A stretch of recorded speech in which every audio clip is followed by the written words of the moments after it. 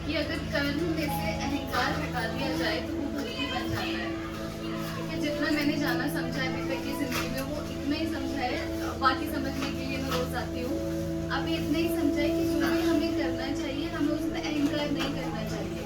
अगर जैसे कि हम कुछ काम कर रहे हैं और हमारे पास वो स्किल है, वो प्रशिक्षण है और हमें वो काम करना आता है, वो भगवान की कृपा है, उनका आशीर्वाद है कि हमें आता है, लेकिन उस पर अहंकार करना, उस पर गुरूर करना ये सही नहीं है। क्योंकि जिसकी कृपा से हमें मिला है हमें उसका शुक्राना करना चाहिए, और जब हम उनका शुक्राना करते हैं तो वो भक्ति बन जाती है। तब शुक्राना जब उनका करते हैं कि मुझे भगवान की वजह से ये सब मिला, तो भक्ति का रूप ले लेती है। अब जैसे कि मैं पहले रोज सत्संग नहीं आया करती थी, मैं कभी कभी आती थी। पहले मतलब गुरु भगवान मुझे अच्छे इंसान थे वो, मतलब हाँ एक सर होते हैं ना हमें समझाने के लिए, वो वैसे लगते थे। फिर मैं कभी आती थी कभी नहीं आती थी। अभी मैंने रोज आना शुरू किया है तो पता चला नहीं बात कुछ दूसरे आया हुई है, रोज आऊंगी तो पता चलेगा। तो इसीलिए रोज आना शुरू किया कि मुझे भी ऐसा लगता है इस दुनिया में कुछ है जो इस तल की अलग है, जो मेरी सोच के बहुत ऊपर है कुछ। तो मैं भी ऐसा चाहती हूँ, जैसे कि मैं सच बताऊँ तो शादी ब्याह में मेरा कोई इंटरेस्ट है नहीं बिल्कुल भी। अभी पापा ने लड़का ढूंढा है, बात भी कर रहे थे, हमने भी ढूंढ लिया। उनको बोला है कि कभी 24-25 में देखेंगे, और मुझे ऐसा लगता है कि 24-25 बहुत दूर है, तब तक क्या पता जिंदगी के आयाम बदल जाए। तो वो भक्ति की बात कर रहे थे, तो जैसे कि होता है ना कि विधियाँ रहती हैं कि हम इस विधि से चले जाएंगे, हम उस विधि से भगवान के करीब चले, सत्य के करीब चले जाएंगे। मुझे नहीं पता है कोई विधि, क्योंकि अभी तक मैंने अभी सब पढ़ना शुरू किया है, तो अभी बात नहीं सही से समझ आ रही है। हाँ, पर इतना जरूर समझ में आता है कि जब छोटा सा बच्चा होता है वो जिद करता है अपने पापा से, मम्मी से, किसी से भी कि उसको भी जाना है, उसको भी जाना है, और वो रो रहा है, वो गिर गया रो रो के, तो उसे गोद में उठा लिया जाता है। और फिर टिकट कटाने का काम पापा मम्मी का, किनका भी, बच्चे को कोई मतलब नहीं रहता, उसके पास प्रेम के सिवा कोई विधि नहीं है। तो अभी भी मेरा भी कुछ ऐसे ही चल रहा है, मुझे विधियाँ नहीं आती, मुझे एक भी विधि के बारे में नहीं पता, कैसे होगा मुझे नहीं पता। हाँ, पर इतना जरूर पता है कि आसन से मतलब आसन से ना उठे, कहते हैं ना, एक लाइन पढ़ी थी मैंने कि आसन से मत उठ पिया यहीं मिलेंगे, कि जो कर रहे हो वो करते रहो। एक सामने वाला रास्ता तो नजर आ रहा है कि रोज सत्संग आना है, अभी इतना नजर आ रहा है मुझे अच्छे से, इसके बाद में देखेंगे क्या होगा। पर हाँ इतना है कि अभी रोज सत्संग आना है, और सत्संग आने से बदलाव आता है जिंदगी में। मेरी भी आया है। अभी जब मुझे लड्डू मेरे मतलब इनसे मेरी शादी हुई थी जब, तो उसके बाद मुझे पता चला, बिना मैं पहले भी थी ऐसा गुस्सा नहीं करती थी मैं, लेकिन अब बदलाव ये आया है कि अब मैं फालतू की बातों में भी नहीं लगती, समय व्यर्थ नहीं जाता। सत्संग के बाद घर पे जाके पढ़ाई अच्छी होती है। तो ये सब बदलाव आए हैं, और किसी से ज्यादा मतलब नहीं रखना, और खुश रहना और किसी को परेशान नहीं करना, ना देखना, जितना बन पाए कर दो किसी के लिए, मदद कर दो किसी की। ये सब सीखा है मैंने सत्संग से, और बस। तो वास्तव में पता चलता है कि जीवन का जो अनमोल धन है वो है धैर्य, संतोष। इंसान को संतोष करना ही होगा। एक उम्र पे हो जाने पे वो संतोष इतना महत्वपूर्ण नहीं दिखता है, जितना कि 20-22 साल में अगर इंसान संतोष करके चले तो उसकी महानता ज़्यादा बनती है। उस उम्र के पड़ाव का भी संतोष, धैर्य शरीर को ठीक रखता है, परिवार में शांति रखता है, लेकिन एक महानता की तरफ नहीं लेके जा सकता। हमारे जितने भी महापुरुष हुए हैं आध्यात्मिक रास्ते में, उन्होंने संतोष, सब्र और धैर्य को अपनी गुणवत्ता बनाना, यानी अपना जीवन उन्होंने धैर्य ही मान लिया। अगर धैर्य ना हो तो सोच के देखो, घर गृहस्थी, नौकरी, व्यवसाय, बिजनेस सब कुछ करते हुए अगर इंसान में संतोष आ जाए तो वो इस धरती का, सृष्टि का एक महान इंसान बनता है। और ऐसा नहीं कि इसको करना कोई मुश्किल है, ये बहुत आसान है और इसी से ही हमारा जीवन सफल होता है। अब कितना करोगे संसार में, सोच के देखो। आज हम सोचते हैं कि हमने एक गाड़ी ले ली, थोड़ी आगे चल के देखो किसी पे 10-10 खड़ी हैं बाहर, ऐसे कीमती गाड़ी।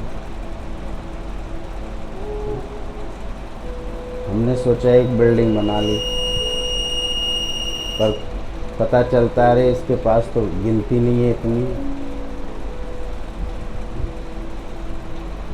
हमारे पास तो एक बेटा है, किसी के पास देखो 3-3, 4-4, 5-5 बेटे हैं। हमारे पास तो इतनी कमाई है, किसी के पास देखो इतनी कमाई है। किसी के घर में जाके देखो इतनी सुख सुविधाएं हैं, इतने नौकर चाकर।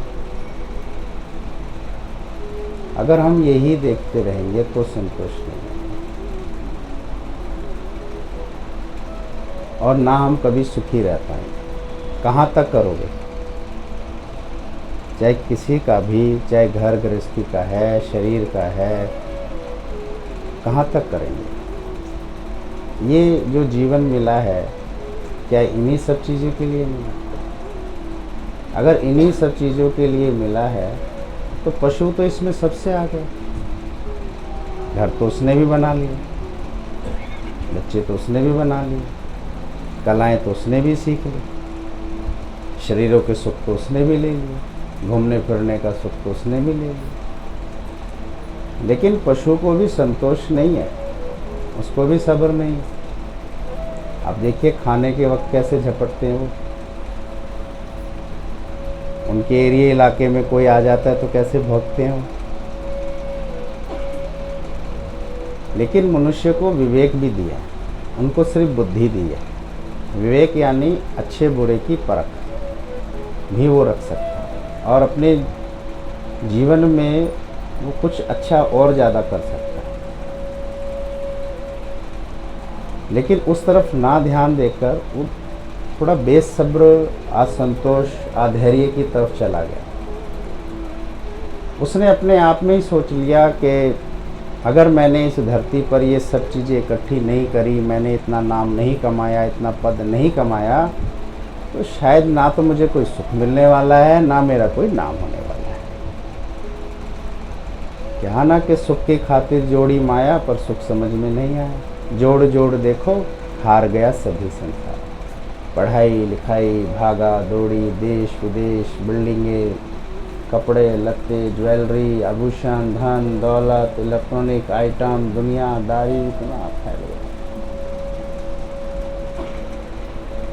पर नहीं आया उसको भी समझ। करोड़ों रुपया घर में एसेसरीज में लगा हुआ है, चमचमाता सब कुछ है, उसी कोई लाखों रुपए के सोफे, टीवी सब रखे हैं, क्रॉकरी का सामान, इतनी पेंटिंग सब रखी है। एक दूसरा पहलू भी हम एक समाज में देखते हैं संतों का, ऐसे लगता है बाहरी चीज़ें तो कुछ नहीं है, लेकिन उनके पास जो है वो इधर वालों के पास नहीं है। वो संतुष्ट है और सब कुछ उनके पास था, लेकिन ऐसी आध्यात्मिक और शांति की खोज करके उन्होंने समाज को एक पहलू और दिखाया कि ये है ज़िंदगी, इसको भी जीते। वो तो बहुत जिया, सब कुछ देख लिया। इंसान को लगता है कि मेरी पढ़ाई पूरी हो जाए, नौकरी लग जाए, शादी हो जाए, बच्चे हो जाएं, वगैरह वगैरह, दूसरों को जैसे वो देखता है।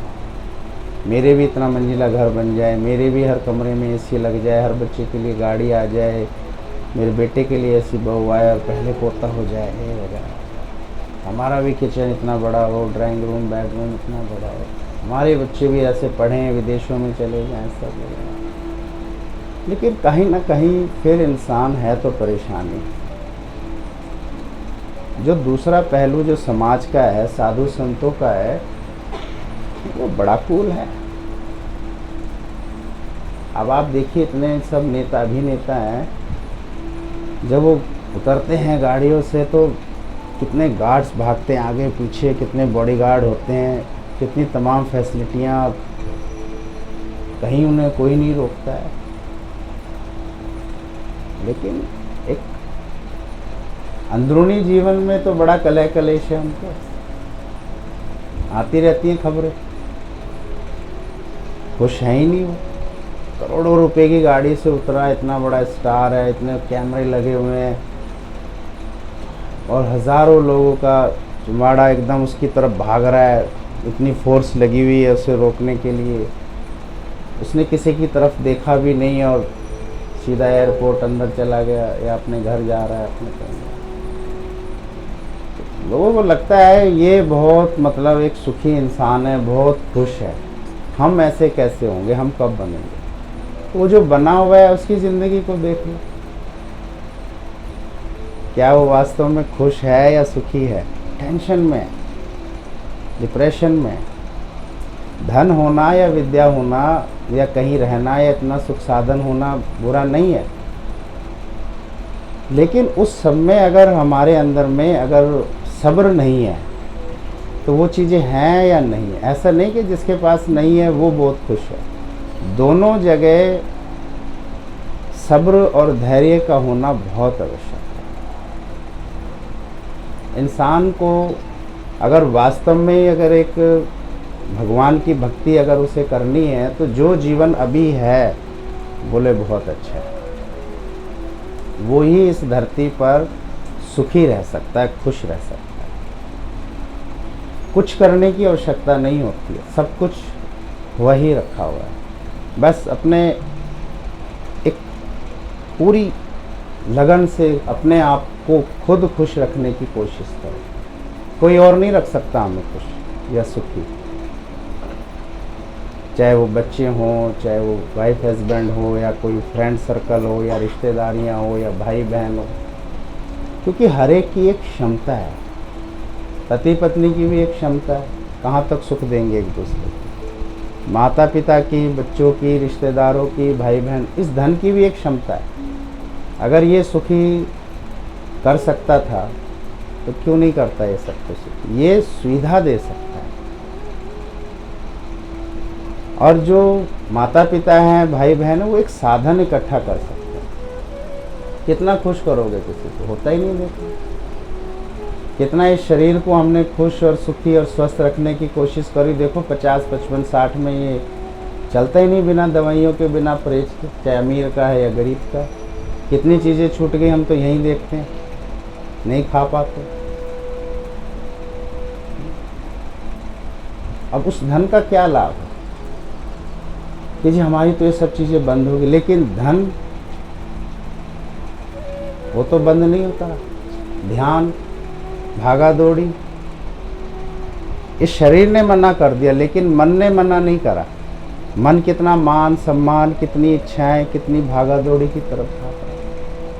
जो महापुरुष बने, महासंत बने, आज जिनकी प्रेरणा हम सब सुनते हैं, देखते हैं, उन्होंने महावाक्य जिसको कहते हैं धैर्य, उसका साथ नहीं छोड़ा। जैसे एक घर में 3 साधु गए और उनका नाम था, एक का धैर्य, एक का धन, एक का मान।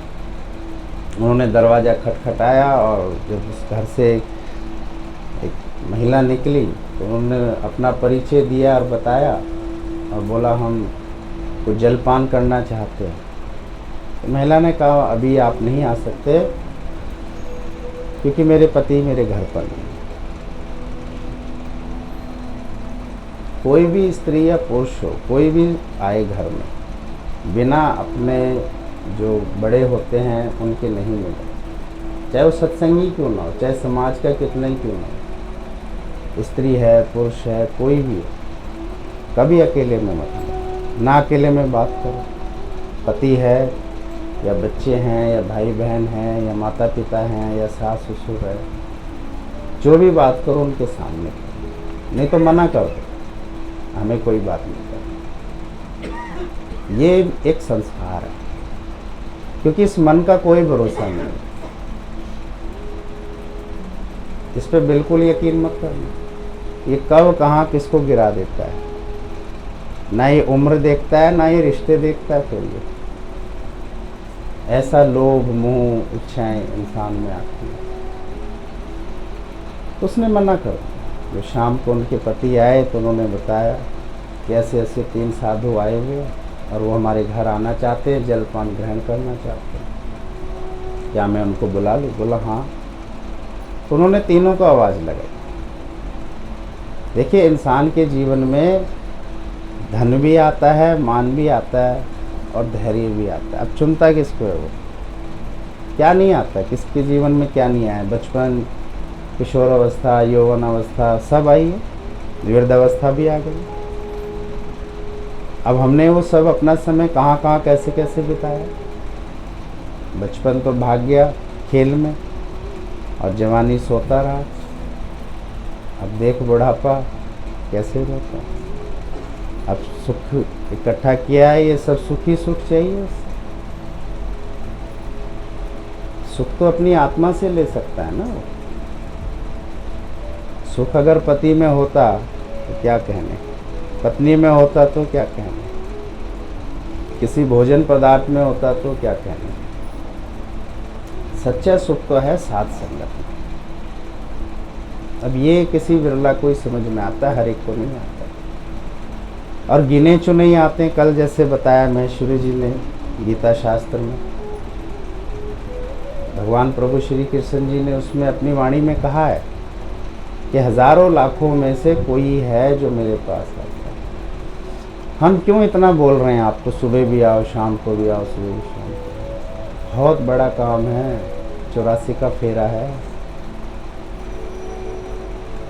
एक सैलरी के लिए सुबह निकलो शाम को आओ तनख्वाह के लिए। उस किसान से पूछो कि कैसे उसको खेती मिलती है, उस माँ से पूछो कैसे वो बच्चों को पालती है, उस पायलट से पूछो कैसे जहाज चला रहा है, उस डॉक्टर से पूछो कैसे ऑपरेशन करता है, इतने इतने घंटे लगते हैं। उस बच्चे से पूछो जो एग्जामिनेशन हॉल में बैठा हुआ है, सारा ध्यान उसका कहाँ है। हम जीते ही जा रहे हैं, जीते ही जा रहे हैं, ध्यान भी तो दो। आया था जगत में किस लिए? वैसे शरीर के सुख और सुविधाओं के लिए। टाइम पीरियड है, ब्रह्मचर्य, गृहस्थ, वानप्रस्थ, फिर संन्यास। हम सबके शरीर पर बचपन अपने समय से आया, किशोर अवस्था, यौवन अवस्था, फिर वृद्ध अवस्था। लेकिन हमारे जो अंतःकरण की जो विचारधाराएं हैं वो वानप्रस्थ की तरफ कन्वर्ट हो रही है। कोई विरला ही होगा जो कहेगा कि मुझे मुक्त होना है, मुझे मोक्ष चाहिए, मुझे भगवान की प्राप्ति करनी है, शांति की प्राप्ति करनी है, धैर्य की प्राप्ति करनी है। तो वो सब आप गिनी चुनी हस्तियां हो। अब जब उस महिला ने तीनों साधुओं को बुलाया तो बोला हम में से एक एक आता है पहले, हम तीनों एक साथ नहीं आएंगे। तो उसने कहा ठीक है, मैं घर में सलाह करती हूँ। तो बच्चों से पूछा कि क्या होना चाहिए? तो बच्चों ने कहा कि धन होना चाहिए।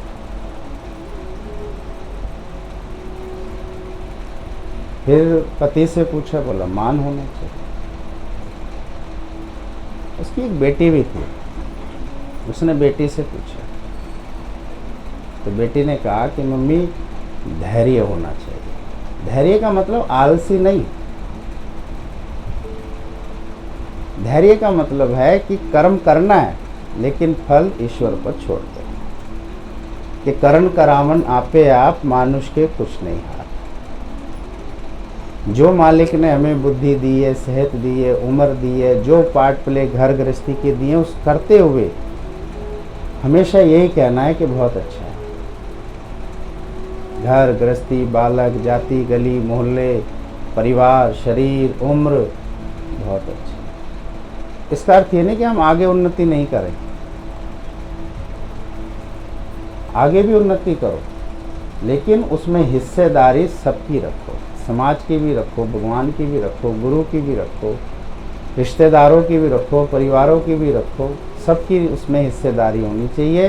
तो वो एक धैर्य है, सब्र है, मिल बांट कर खाना। अब मैं ही खाऊं, मैं ही भोगूं, मैं ही इसका मजा लूं बस, तो वो फिर बिन भोगे छूटे नहीं, कर्म गति अति बलवान। अब आप देखिए जगह जगह जहाँ जहाँ भी संगत जाती है, सत्संग होते हैं, तो सबसे पहले तो सिर्फ श्रद्धा भाव, दूसरा कहीं किस तरीके से कोई कर रहा है, कहीं किस तरीके से कोई कर रहा है, उसमें आती है क्षमता। ये सब चीज़ें आ जाती हैं फिर क्षमता पे, सद्बुद्धियों की तरफ, इस तरफ चली जाती है। अब किसी की क्षमता है, किसी के पास समय है, किसी के पास समझ है, तो वो उतना उम्दा करेगा। अब जो आलसी कर रहा है, ठीक है मेरे पास कुछ नहीं है, मुझे नहीं करना है, मुझे क्या, ठीक है सब जो हो रहा है जैसे हो रहा है, तो वो उसके ऊपर। किसके पास क्षमता नहीं है कि हम भगवान का स्वागत करें, लड्डू गोपाल हमारे घर आए। अब सोचिए धैर्य के फायदे क्या हैं? धैर्य के फायदे अनेक हैं। धैर्य रखने मनुष्य जीवन में जिस तरह गाड़ी में ब्रेक होते हैं, बिना ब्रेक वाली गाड़ी कहाँ पहुँचेगी और हम कहाँ पहुँच जाएंगे। धैर्य वाला मनुष्य हमेशा सुख व खुश रहता है। धैर्य नहीं हो तो मनुष्य दुखी व परेशान रहता है।